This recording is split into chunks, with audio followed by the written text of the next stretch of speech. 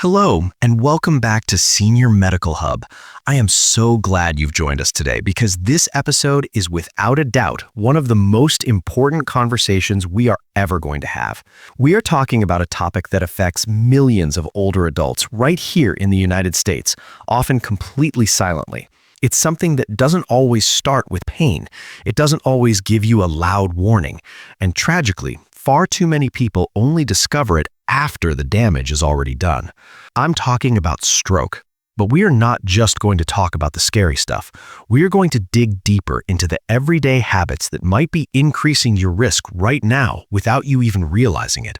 You know, there is a misconception out there that aging is just a steady decline, that we are meant to get weaker and sicker. But here at Senior Medical Hub, we believe that aging is a responsibility. It is a time to understand our bodies with more wisdom than we ever had in our 20s or 30s. Stroke is widely considered one of the top health concerns for adults over the age of 60, yet it remains one of the least understood. If you ask the average person on the street in New York or Texas how a stroke happens, they'll tell you it's a sudden event, like a lightning strike. But the truth? A stroke is usually the final step in a very long process. Your body has likely been trying to warn you for years. Things like high blood pressure, slightly thicker blood, low-grade inflammation, weak blood vessels, or poor circulation. These are the whispers, but so many seniors say, "Oh, I feel fine," and they ignore these whispers until the day something irreversible happens. My goal today is to change that for you. I want to help you understand why the risk shoots up after age 60, why the signs are silent, and how simple, easy changes in your daily routine can drastically lower that risk. There is a powerful saying from a leading vascular specialist in Boston that really sticks with me. Strokes do not begin in the brain. They begin in the blood. That is a huge shift in perspective, isn't it? If we take care of the blood, we protect the brain. That is the foundation. Now, before we get into the solution, I have to share something with you that, frankly, most doctors don't have the time to explain during a 15-minute checkup, and it's a little shocking. You might think your blood is always liquid, flowing like water, but did you know that after the age of 60, your blood naturally starts to change consistency? It actually becomes thicker and stickier due to hidden dehydration and proteins like fibrinogen. Imagine trying to drink a milkshake through a tiny coffee straw. That is exactly what your heart is trying to do when your blood gets thick. And here's the scary part. You can't feel it happening. There is no pain receptor for thick blood. You could be walking around right now feeling perfectly normal while your blood is slowly turning into sludge, setting the stage for a clot that could change your life in a split second. That is a terrifying thought, right? But don't worry, we are going to fix it. Before we continue, tell me in the comments where you're watching this video from, and if you have any personal question or health concern, make sure to share it in the comments. I read every one of them. I love seeing our community from all over, whether you're watching from a sunny porch in Florida, a high-rise in Chicago, or anywhere else in the world. So please, drop a comment below. All right, let's get back to the science, but I'll keep it simple. Why does everything seem to change when we hit 60? You might feel active. You play with the grandkids, maybe you golf or garden, and then suddenly your doctor says your blood pressure is up or your arteries are stiffening. It feels like it happened overnight. But remember, the body changes slowly, quietly, and predictably. By the time you reach 60, 4 major things are happening simultaneously. Your arteries are losing their stretch. When we are young, our arteries are like rubber bands, stretchy and soft. As we age, collagen breaks down and they become more like rigid pipes. The blood gets thicker. As I mentioned, due to mild dehydration and kidney changes, the blood gets sticky. The heart works overtime. Pushing thick blood through stiff pipes requires more pressure. That's why blood pressure rises with age. It's not a disease, it's your heart trying to cope. And repairs slow down. In your youth, you could fix a scratch inside a blood vessel in hours. Now it takes days. This combination creates the silent foundation of stroke risk. It doesn't hurt, it doesn't send a pain signal, it just quietly builds up until the breaking point. This is why we call stroke silent until it isn't. But, and this is the most important message of this video, it is not irreversible. We can't turn back the clock to be 20 again, but we can thin the blood naturally. We can improve circulation, and we can support those arteries. The warning signs. So, how do we know if we're at risk? The body whispers before it shouts. If you can learn to hear these whispers, you can stop a stroke before it starts. Here are the signs I want you to look for. Do not ignore these. Sudden fatigue after small tasks. If walking up a flight of stairs or carrying groceries makes you feel heavy in a way that feels more like tired than heavy, that's your heart and brain screaming for more oxygen. Morning brain fog. I'm not talking about grogginess before your coffee. I mean real confusion or difficulty focusing for several minutes after waking up. This suggests your brain didn't get enough circulation while you slept. The head rush. Episodes of dizziness or feeling unsteady. If you stand up and feel the room spin for just a second or two, that is a circulation issue. It could mean the arteries in your neck are narrowing. Numbness. Do your hands or feet tingle? Don't just blame it on arthritis. If the small vessels in your toes are struggling, the big vessels in your brain likely are too. Breathlessness. Feeling out of breath while you're just sitting in your recliner watching TV? That's a major red flag for heart strain and thick blood. Fluctuating blood pressure. If your numbers are high on Monday and normal on Tuesday, your vascular system is struggling to regulate itself. The bad habits. Now, let's talk about how we accidentally contribute to this. Most people think stroke is about bad genetics, but usually it's about small habits we repeat every single day. Let's be honest with ourselves here. Are you guilty of any of these? Number 1 is dehydration. I see this all the time with seniors. You drink less because you don't feel thirsty, or maybe you don't want to get up to use the bathroom at night. But when you don't drink water, your blood turns into syrup. Thick blood requires higher pressure to move. It's that simple.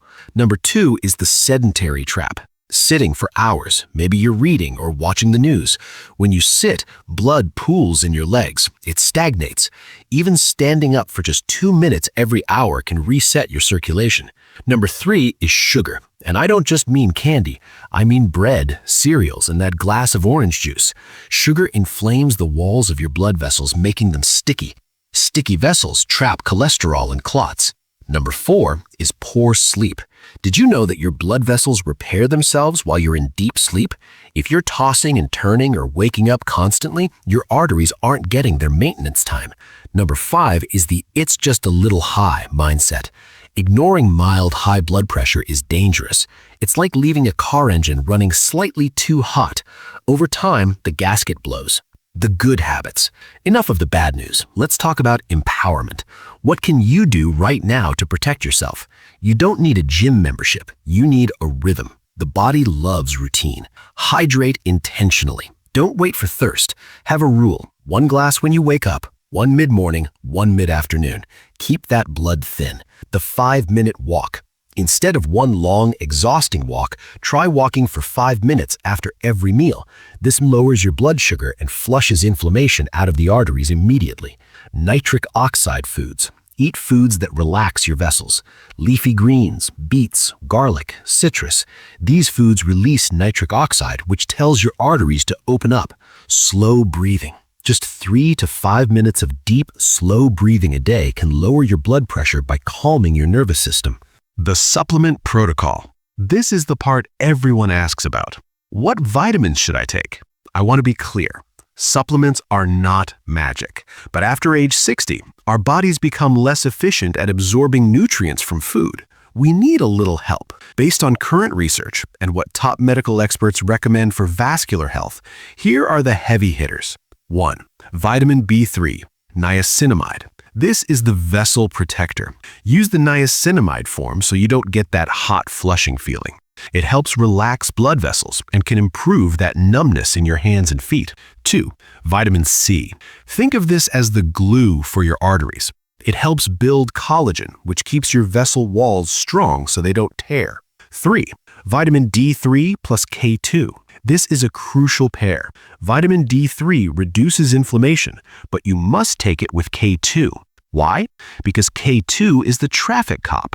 It directs calcium into your bones and keeps it out of your arteries.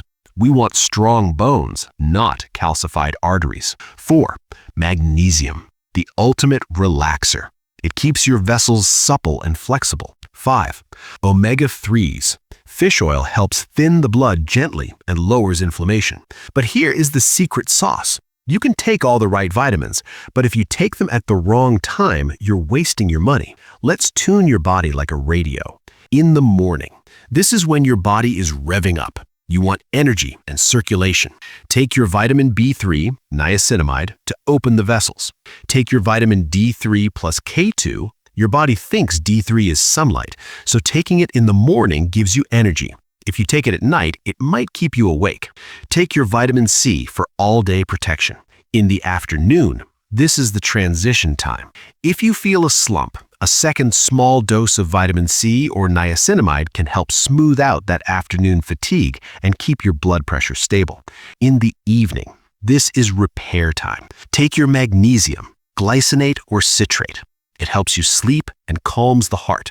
Zinc, 10 to 15 milligrams, is great here for immune repair, but take it away from calcium or dairy for best absorption. Omega-3s can be taken here if you find them calming, but if they give you indigestion, move them to lunch. Foods to avoid and foods to eat. Now, let's talk about the kitchen. Sometimes it's not what you add, but what you remove that saves your life. The villains. Sugary drinks, soda, sweet tea, fancy coffees.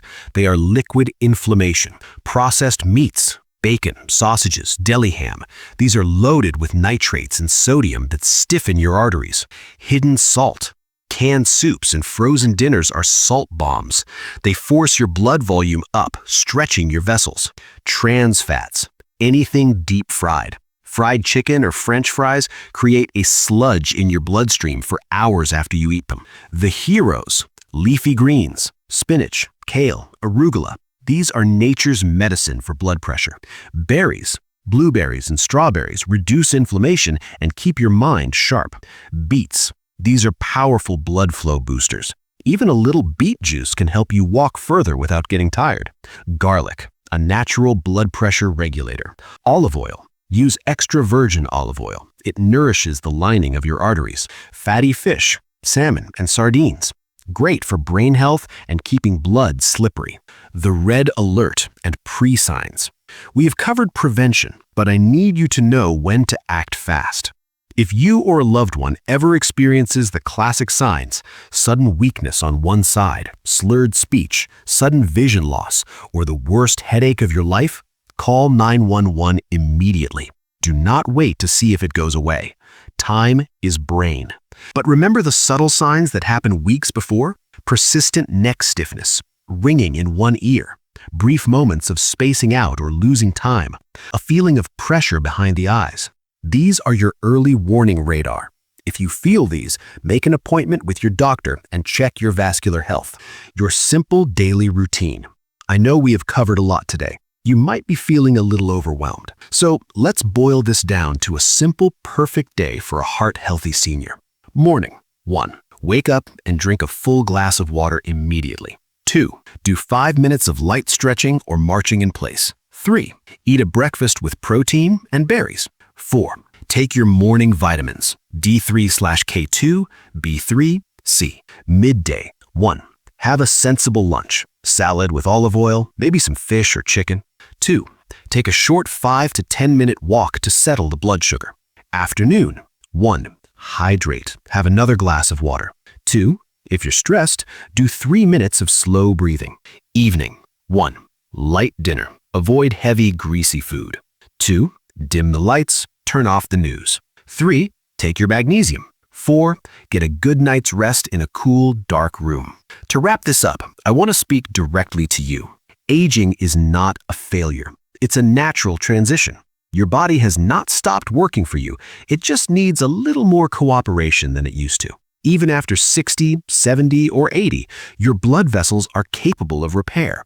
When you drink that water, when you take that walk, when you choose the salmon over the hot dog, you are sending a message to your body. You are telling your brain, I am supporting you. You don't need to be perfect. You just need to be consistent. So I have one question for you to answer before you go. Which small habit from today's video will you begin tonight or tomorrow morning? Just pick one. Maybe it's the glass of water. Maybe it's the magnesium. Tell me in the comments below. Your answer might just inspire someone else to start their journey. Thank you so much for watching Senior Medical Hub. If this video was helpful, please share it with a friend or family member. It might just save a life. I'll see you in the next video. Until then, take care of yourself.